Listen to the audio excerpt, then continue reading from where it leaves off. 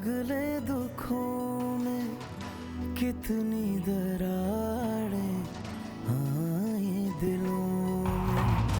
अच्छा बेटा, अब हम चलते हैं। तुम दोनों ने बड़े हौसले और हिम्मत से काम लेना है। अगर एक दूसरे की कोई भी छोटी मोटी बात बुरी लग जाए तो बेटा नजरअंदाज करना है। अब इस घर को संभालना तुम दोनों की जिम्मेदारी है। जी चलें। एक मिनट चचा, मुझे आप सबसे एक बहुत जरूरी बात करनी है। हाँ बोलो। आप और कश्यप मुझे माफ कर दें।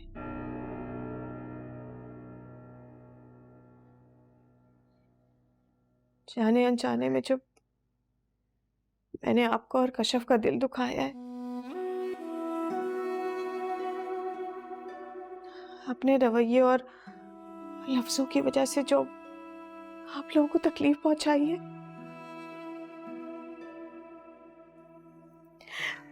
उसके लिए मुझे माफ कर दें।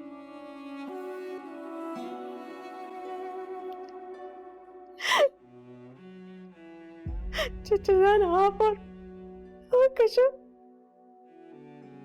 मैं आप दोनों से माफी मांगती हूँ। मुझे माफ कर दे। शमीम, बस अब ये बातें रहने दो ना। नहीं चचाजान, मैं नहीं चाहती कि ये बातें अधूरी रह जाए। पता है, बातें अगर दिल में अधूरी रह जाए ना तो वो फांस बनकर दिल में चुभने लगती हैं, और मैं नहीं चाहती कि हम सब ऐसी चुभन के साथ जिंदा रहे।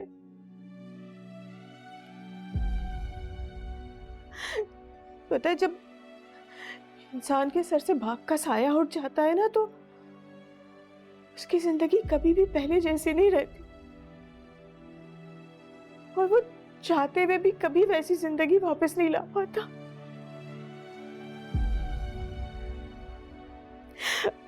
अब्बा जी की मौत के बाद जो सबक मैंने सीखा है वो शायद मैं सारी उम्र नहीं सीख पाती।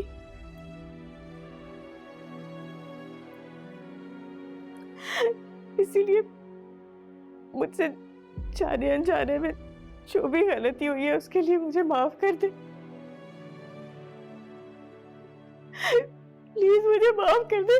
मैं नहीं चाहती कि मेरे किए की सजा अब्बा जी को दूसरे जहान में मिलती रहे। अल्लाह ना करे शमीम, हमने तुम्हें माफ किया, अब तुम भी सब कुछ भूल जाओ प्लीज।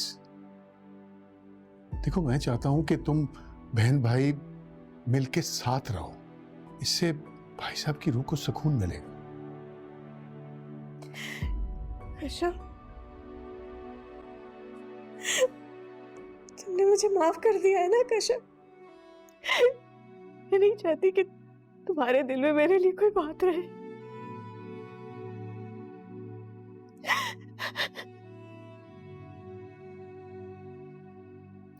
मुझे माफ कर दो। नहीं शमीम बाजी, ये कैसी बातें कर रही हैं आप? मेरे दिल में आपके लिए कोई बदगुमानी नहीं है। प्लीज सब भूल जाएं।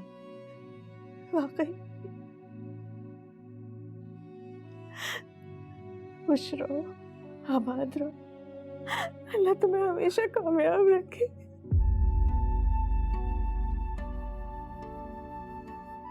कश्यप बेटा, सायरा को बुलाओ। जी अब्बू।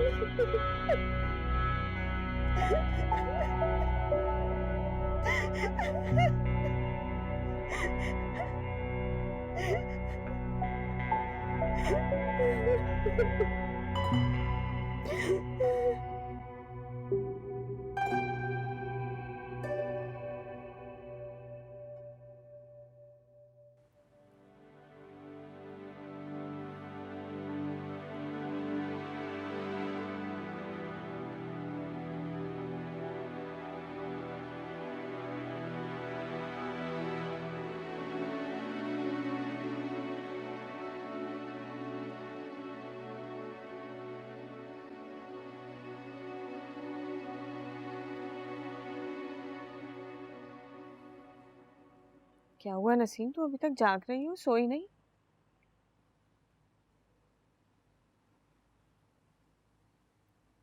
क्या बात है, ऐसे क्या देख रही हो मुझे? समझने की कोशिश कर रही हूँ कि आप वही शमीम बाजी हैं या बदल गई हैं, या फिर सदमे की वजह से आपकी दिमागी हालत खराब हो गई है। कैसी फजूल बातें कर रही हो तुम नसीम? लगता है जाग जाकर तुम्हारी जहनी हालत खराब हो गई है, जो इस तरह बगैर सर पैर की बातें कर रही हो। मैं बगैर सर पैर की बातें कर रही हूँ? और आप जो वो हाथ जोड़ जोड़ कर माफिया मांग रही थी, वो क्या था? माना कि अब्बा जी के जाने का गम बहुत बड़ा है और दुख में इंसान जज्बाती हो जाता है, लेकिन इसका मतलब ये तो ना हुआ कि आप किसी के भी पैरों में पड़ जाएंगी। जिस तरह से आप गिड़गिड़ा गिड़गिड़ा कर माफिया मांग रही थी, मुझे तो लग रहा था किसी भी लम्हे आप उनके पैर पकड़ लेंगी। माफी मांग लेने से कोई इंसान छोटा नहीं हो जाता।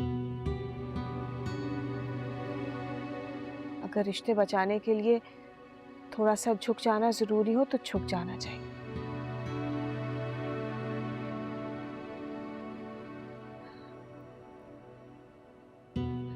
अब्बा जी के इंतकाल के बाद अब इस दुनिया में अब्दुल बारी और तुम्हारे अलावा मेरा और है ही कौन? मैं नहीं चाहती कि मेरा भाई मुझसे नाराज होकर दूर हो जाए। अगर अब्दुल बारी और अपने दरमियान रंजिश दूर करने के लिए जरा सी मुझे उसकी बीवी से माफी मांगनी पड़ गई तो इसमें कोई हर्ज नहीं है।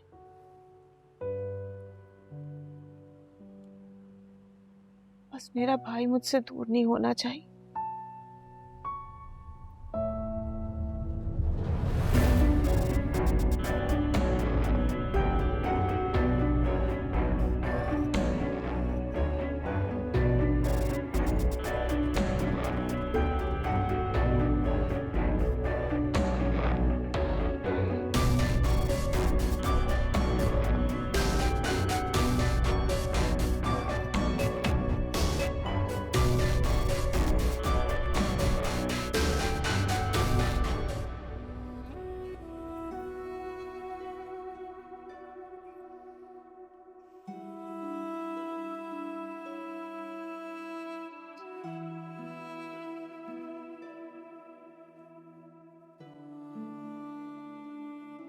क्या सोच रहे हो?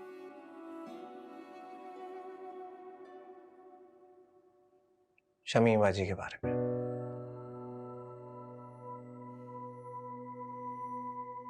कश्यप शमीम बाजी ने अपनी सारी जिंदगी इस घर के लिए और अब्बा जी के लिए वक्फ कर दी थी। जब से मैंने होश संभाला था, मैंने अब्बा जी और शमीम बाजी को एक साथ ही देखा है हमेशा।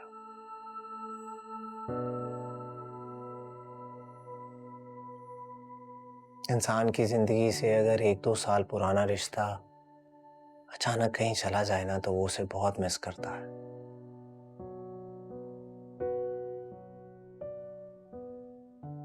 इसलिए मैं जानता हूं कि बाजी भी अब्बा जी को बहुत मिस करती होंगी। बाजी को अब्बा जी की कमी महसूस होती होगी।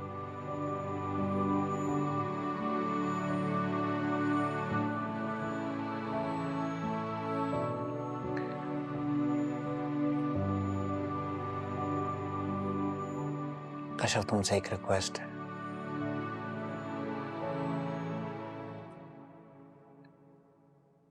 प्लीज शमीम बाजी का ख्याल रखना।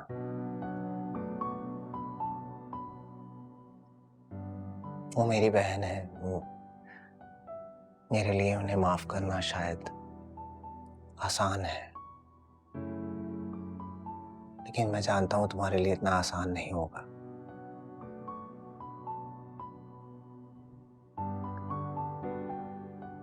बस कोशिश करना कि तुम्हारे रवैये से उन्हें इस बात का एहसास ना हो।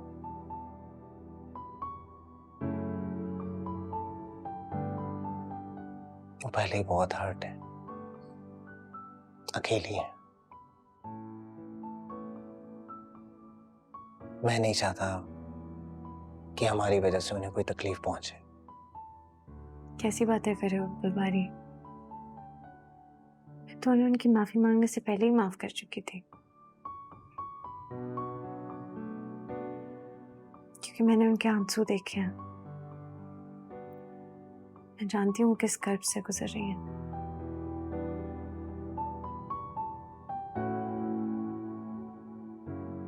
मैं इतनी भी संगदिल और बेहिस इंसान नहीं हूँ कि किसी ऐसे इंसान के खिलाफ कोई अपने दिल में बुरी फीलिंग्स रखूं जो ऑलरेडी इतनी तकलीफ में है।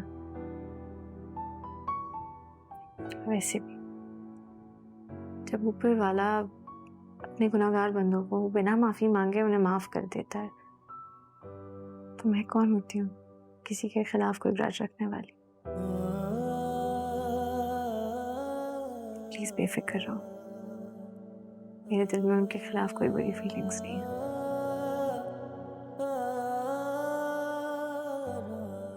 Thank you so much. तुम अंदाजा भी नहीं कर सकती कि तुम्हारे इन लफ्जों ने मुझे कितना सुकून पहुंचाया है। सही कहते हैं कि नेक बीवी ऊपर वाले का इनाम होती है।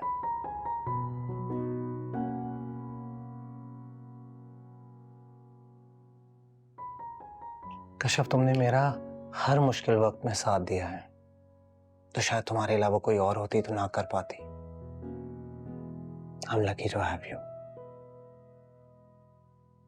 Thank you.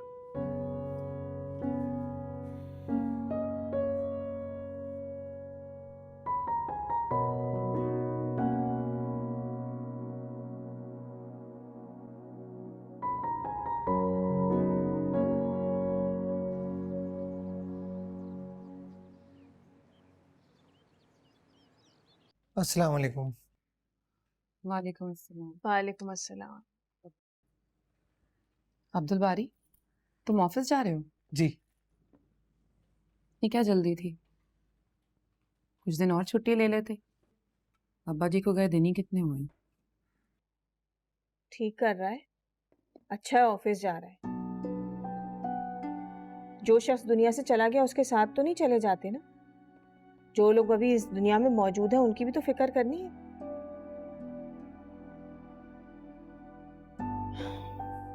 मेरा तो वैसे ही क्लिनिक बंद हो गया है, सारी जिम्मेदारी इस अकेले के कंधों पर आ गई है। अल्लाह इसे हिम्मत दे। बाजी, आप फिक्र मत करें, मैं सब मैनेज कर लूँगा। इसी महीने मेरी जॉब का अप्रेजल है, इंशाल्लाह सैलरी भी इंक्रीज हो जाएगी। इंशाल्लाह अल्लाह तुम्हें और तरक्की दे, तुम्हारे रिस्क में और बरकत दे।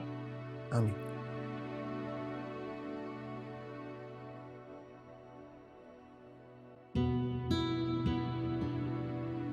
तुम तैयार नहीं हुई? यूनिवर्सिटी नहीं जाना आज? बाजी, मैंने इसे मना किया है, कुछ दिन ऑफ ले ले। घर में वैसे भी ताजियत वाले लोग आते जाते रहते हैं, इसका घर में होना जरूरी है। इस काम के लिए मैं और नसीम है ना, हम मिल लेंगे लोगों से। इसकी क्यों बिला वजह छुट्टियां करवा रहे हो? कल से तुम यूनिवर्सिटी जाओगी, बिला वजह पढ़ाई का खर्च करने की जरूरत नहीं है। मेरा तो वैसे क्लिनिक बंद हो गया, कम से कम तुम तो पढ़ाई मुकम्मल करके डॉक्टर की डिग्री ले लो, फिर अब्बा जी के नाम का क्लिनिक खोलना। और उस क्लिनिक से जो लोग शिफायाब होंगे ना, उसका सारा सवाब अब्बा जी को मिला करेगा। जी बाजी, आप ठीक कह रही।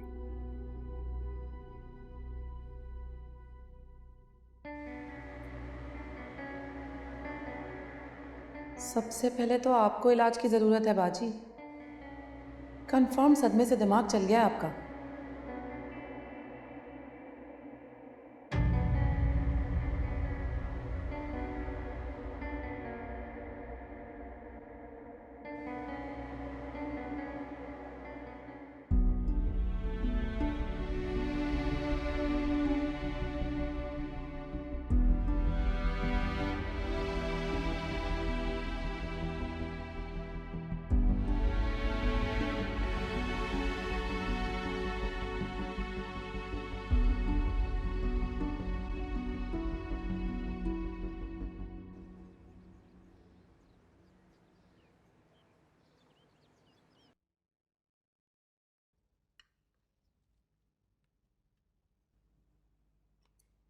आप नाश्ता नहीं कर रहे? ठंडा हो रहा है। कुछ खाने को जी नहीं चाह रहा हूं। तुम सिर्फ चाय दे दो मुझे। शमीम के बारे में सोच रहे हैं?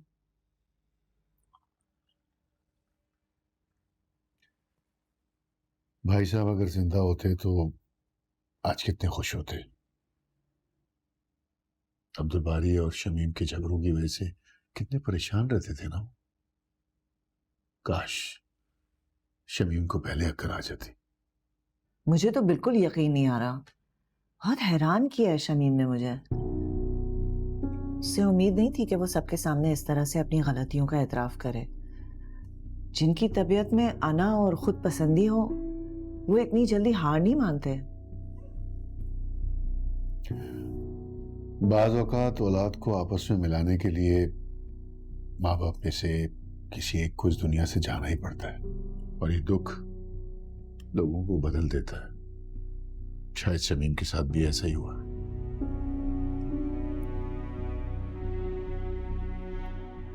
एक बात तो अच्छी हुई है कि कम से कम उसे अपनी ज्यादतियों का एहसास हो गया है।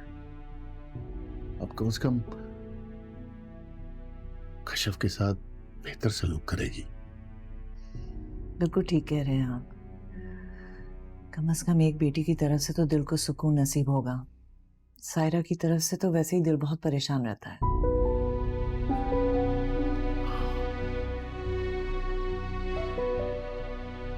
आप खाइए ना प्लीज।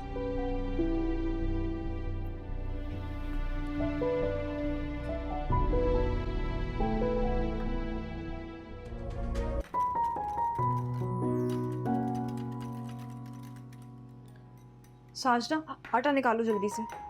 जी बीबी जी। आराम से।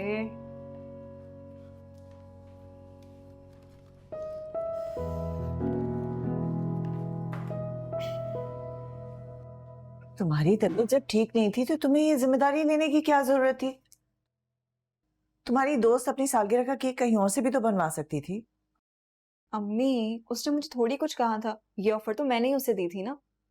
और उसका बर्थडे था तो मैंने सोचा क्यों ना मैं उसे एक केक गिफ्ट कर दूं। एक केक बनाना और बात है। मुझे तो ये लग रहा है तुमने सारी दावत अपने सर ले ली है। कैसे करोगी तुम ये सब कुछ अकेले? अकेले कहाँ अम्मी, साजना है ना, हाथ बटाएगी मेरा। जी बिल्कुल। अम्मी आप प्लीज टेंशन ना लें, मैं सब कर लूंगी और सब हो जाएगा। और वैसे भी ये कोई इतना बड़ा ऑर्डर थोड़ी है, उसके घर वालों के लिए कुछ ही चीजें। लेकिन बेटा तुम्हें अपनी तबीयत का ख्याल रखना चाहिए ना।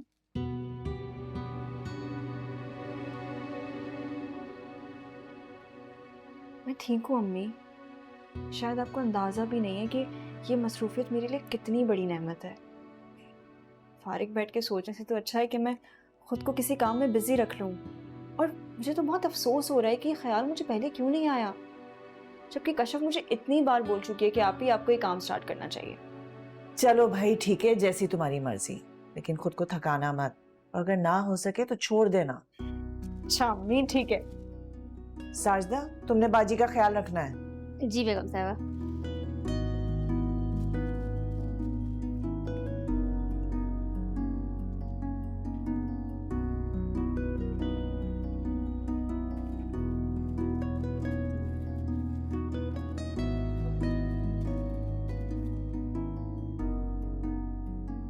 साजदा जरा वहां से बॉक्स लेकर आओ ना, मुझे रखना है सैंडविच। जल्दी जल्दी, टाइम कम है। हाँ, वो भी उठा लो सैंडविच।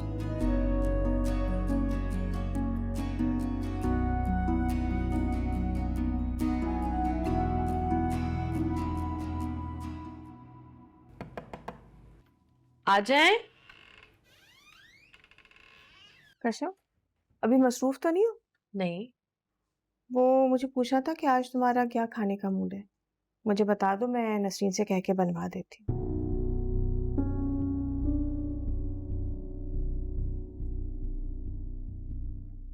क्या हो गया? ऐसे क्या देख रही हो? यही सोच रही हो ना कि जब से तुम इस घर में आई हो मैंने आज तक तुमसे ऐसी कोई बात नहीं पूछी, तो अब क्यों पूछ रही हो? नहीं नहीं शमीम बाजी, ऐसी कोई बात नहीं है। आपका जो दिल करे आप बनवा ले, मैं खा लूंगी। मैं अच्छी तरह जानती हूँ कि जो कुछ भी बना हुआ होता है वो तुम सब्र शुक्र करके खा लेती हो। आज मेरा दिल चाह रहा है कि जो कुछ तुम्हें पसंद है वही बनवाऊं। दरअसल इस घर में सबकी पसंद नापसंद का मुझे मालूम है, सिवाय तुम्हारे।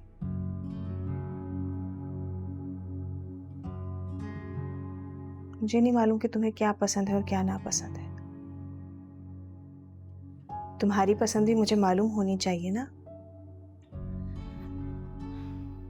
हालांकि मैं जानती हूँ कि बहुत देर हो चुकी है, लेकिन फिर भी देर आए दुरुस्त आए। चलो बताओ मुझे, क्या बनवाऊं तुम्हारे लिए? पुलाव बनवा लूं? पसंद है ना तुम्हें? चलो बस फिर वही बनवा लेती हूँ। तुमसे एक बात पूछनी थी कश्यप। जी? वो सायरा के मामले का क्या हुआ? उस दिन सायरा को देखकर मुझे बहुत दुख हुआ। क्या हालत हो गई है उसकी, मेरा तो दिल कट के रह गया। चचा से तो मेरी पूछने की हिम्मत ही नहीं हुई, इसीलिए तुमसे पूछ रही हूँ। रजा ने उससे फिर कोई कांटेक्ट किया? बेड़ा गर्क हो उस शमसा का, पता नहीं किन लोगों में उसने हमें फंसा दिया। अब बेचारी सायरा कैसे बच्चे की जिम्मेदारी अकेले उठाएगी?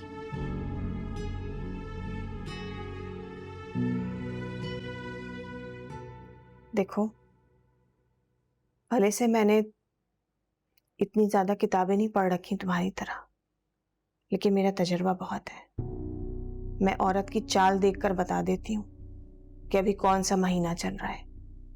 और सायरा, उसके तो अभी शुरू के दिन है।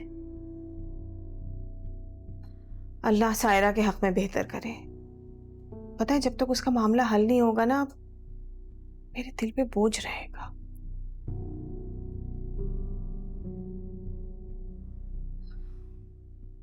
है, चलो तुम अपना काम करो, मैं जरा नसरीन को देख लेती हूँ।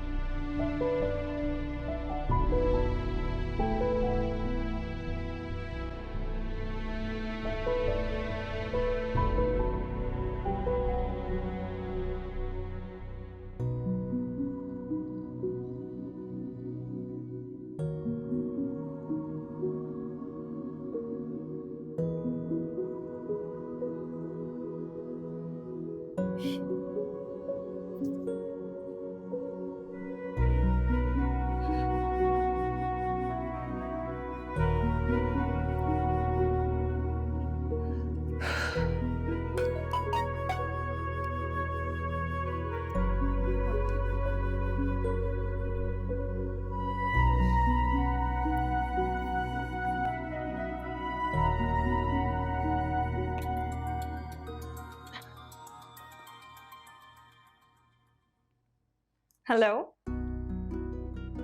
मुझे पता था तुम जरूर कॉल करोगी। I am so happy for you.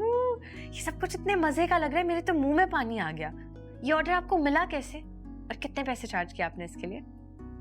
अरे कोई पैसे वैसे चार्ज नहीं किए। मेरी एक दोस्त है निम्रा, उसकी बर्थडे थी तो मैंने सोचा मैं उसे केक गिफ्ट कर दूं। चलिए कोई बात नहीं, इंसान को ना शुरू शुरू में अपनी प्रमोशन इसी तरह करनी पड़ती है। अब आप एक काम करें, एक अच्छा सा नाम सोच के ना फेसबुक और इंस्टाग्राम पेजेस बना लें। मैं भी किसी वेब डेवलपर से बात करके ना आपकी वेबसाइट डेवलप कराती हूँ, फिर आप जो जो कुछ बनाती जाएंगे उसकी पिक्चर्स ले लेके अपलोड करती जाना। आपकी रीच और लाइक्स बढ़ाना मेरा काम। कश्यप, तुम अपनी पढ़ाई छोड़ के ये सब कैसे करोगी? मैं थोड़ी करूंगी, अब सोशल मीडिया मैनेज करने के लिए भी ना लोग हायर किए जाते हैं। खैर ये सब आपका मसला नहीं, आप टेंशन ना लें, मैं हैंडल कर लूंगी। आप बस अपने काम पर फोकस करें। आपने ना अब जो कुछ बेक करना है ना उसकी बस तस्वीरें लेते जानी है। अपलोड भी अगर आपको हेल्प चाहिए हो तो मैं ही कर दिया करूंगी।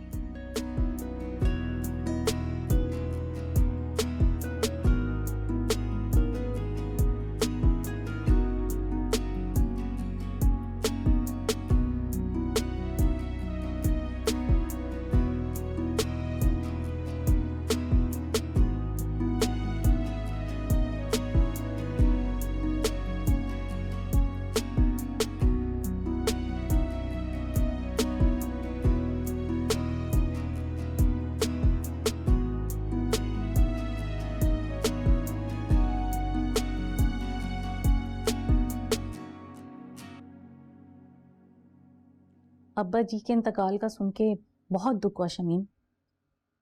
अचानक से क्या हो गया था? पहले से तबीयत खराब थी क्या उनकी? पता नहीं शमसा, अच्छे भले थे, 2 दिन बीमार हुए और फिर हम सबको छोड़कर चले गए। हौसला करो शमीम, हौसला करो। जब इंसान का वक्त आता है तो कोई ना कोई बहाना बन ही जाता है। इसमें अल्लाह की मर्जी, हम क्या कर सकते हैं। हाँ, और तुम बताओ, हमारे घर में सब खैरियत है? हमारे बच्चे बच्चे कैसे हैं? हाँ अल्लाह का शुक्र है, सब खैरियत है, सब ठीक ठाक।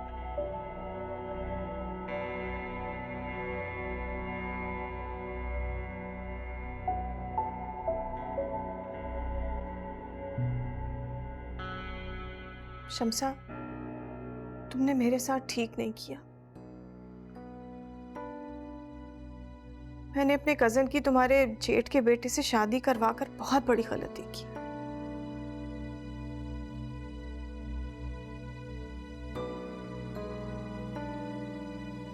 उसकी जिंदगी तो बर्बाद हो ही गई, मैं अलग शर्मिंदा हो रही हूं।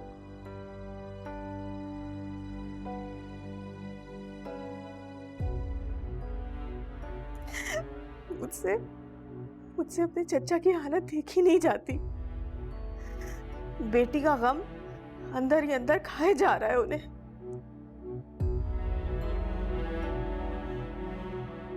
शादीशुदा बेटी अगर मैके आकर बैठ जाए ना, तो माँ बाप के दिल पे क्या गुजरती है तुम ये सोच भी नहीं सकती।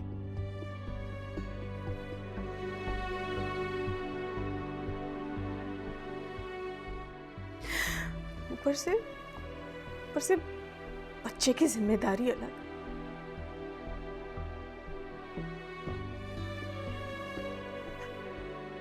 मेरी कजन की उम्र ही क्या है? वो कैसे करेगी ये सब कुछ? बच्चा? किस बच्चे की बात कर रही हो तुम शमीम? अरे रजा के होने वाले बच्चे की बात कर रही हूँ, और किसकी बात करूंगी?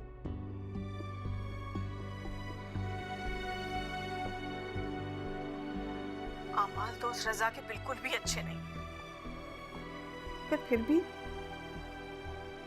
ऊपर वाला उसे औलाद की नेमत से नवाज रहा है, मगर उस बदबख्त को कदर ही नहीं है।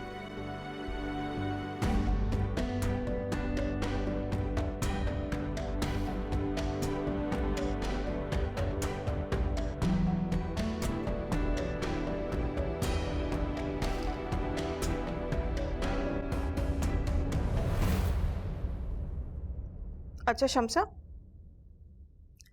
मैं तुमसे बाद में बात करती हूँ। अरे अरे मेरी बात तो सुनो शमीम। शमीम मेरी बात तो सुनो।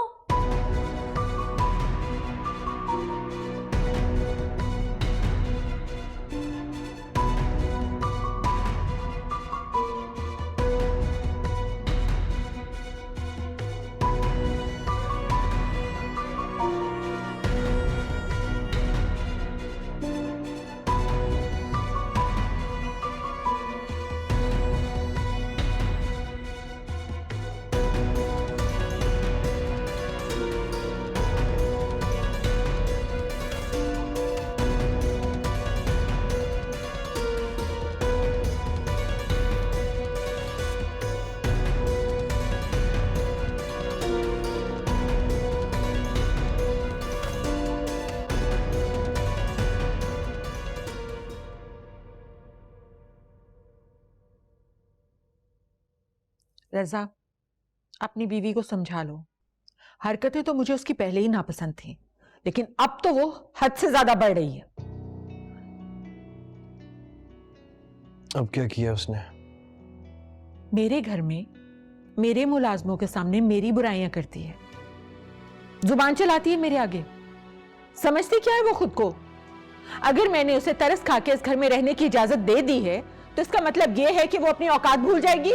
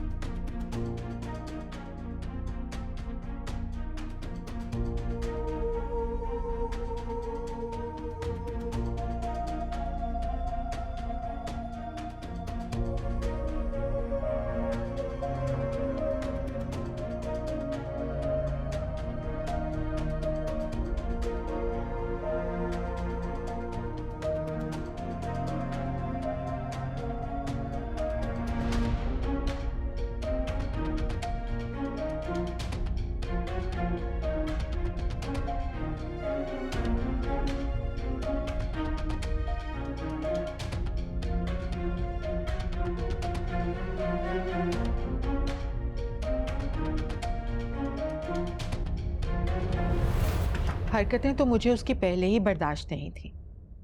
वो तो मैं सिर्फ और सिर्फ बच्चे की वजह से मजबूरी में बर्दाश्त कर रही थी, लेकिन अब तो वो बहाना भी नहीं है। उसे अच्छी तरह समझा दो कि अगर इस घर में रहना है तो मेरी मर्जी के मुताबिक रहना होगा। कहीं ऐसा ना हो कि मेरा जब्त जवाब दे जाए और तुम्हारे अब्बू के सामने मेरी जुबान खुल जाए और सच सामने आ जाए कि तुमने अपने बच्चे के बारे में झूठ बोला था। ये खुशी हमारे नसीब में है ही नहीं।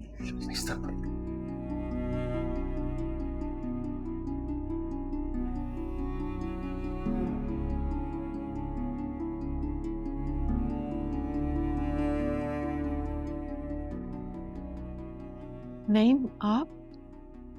इस पर तो मुझे पहले ही शक था। ये किसी का सगा हो ही नहीं सकता। ये वो शख्स है जो अपने मफाद के लिए मां बाप को भी धोखा दे सकता है। अफसोस तो मुझे तुम पर है। तुम भी इसके झूठ में शामिल हो गई।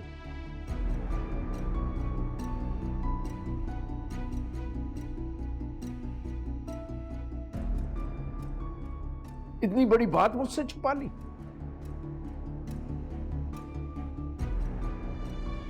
और बात सुनो, कैसे इंसान हो तुम?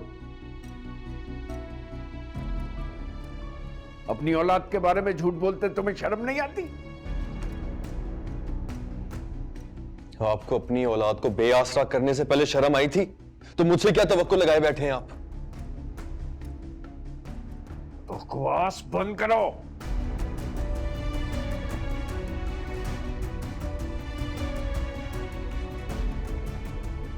खबरदार जो तुमने इस लहजे में मुझसे बात की तो।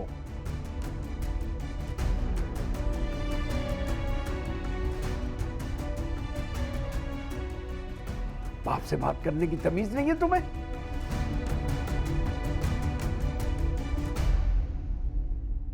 ये तरबियत की है तुमने इसकी? कसूर मेरी तरबियत का नहीं है, आपकी बेजा सख्तियों का है। क्या हो गया अगर उसने दूसरी शादी कर ली तो?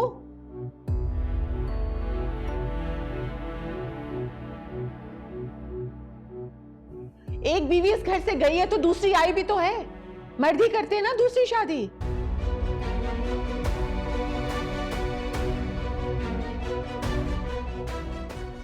लेकिन आपने तो उसकी दूसरी शादी को पता नहीं क्या समझ लिया।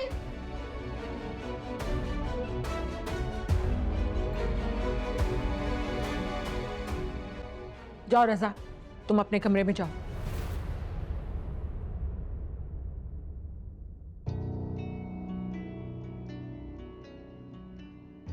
इनको तो हर बात पे गुस्सा आना शुरू हो गया है, हर बात पे लड़ना झगड़ना शुरू कर देते हैं।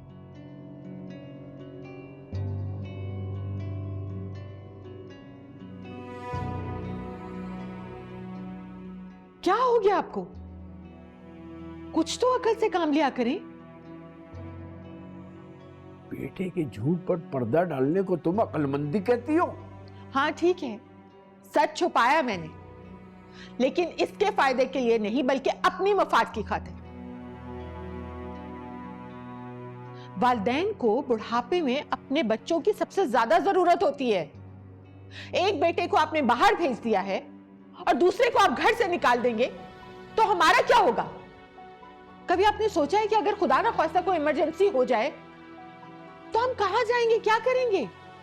पड़ोसियों से मदद लेंगे?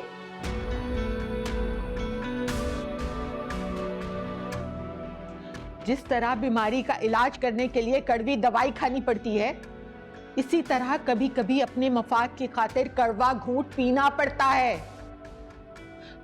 मैंने तो ये बात समझ ली।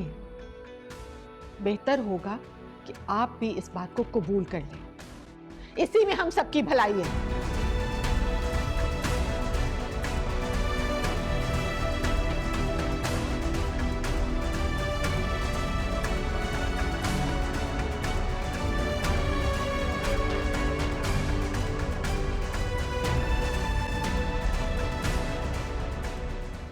अगले दुखों में कितनी दरार